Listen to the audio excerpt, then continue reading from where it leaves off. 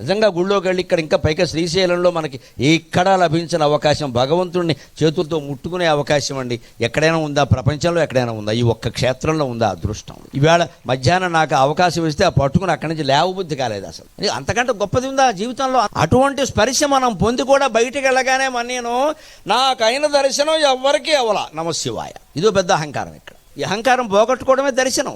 ఆ ముట్టుకున్నాక మనం ఎలా ఉండాలి? పసిపిల్లను ముట్టుకోగానే పసితనం వస్తుంది కదా మనకి. వెన్నపూస ముట్టుకోగానే మనస్సు వెన్నపూస అవుతుంది కదా. మరి దేవుణ్ణి ముట్టుకుంటే దేవుళ్ళం అవ్వాలి కదండి. మనం అవ్వట్లేదే. మన బుద్ధి చాలా దారుణమైంది. దేవుణ్ణి ముట్టుకున్నా అది మారదు, ఎందుకంటే మనం దేవాంతకులం.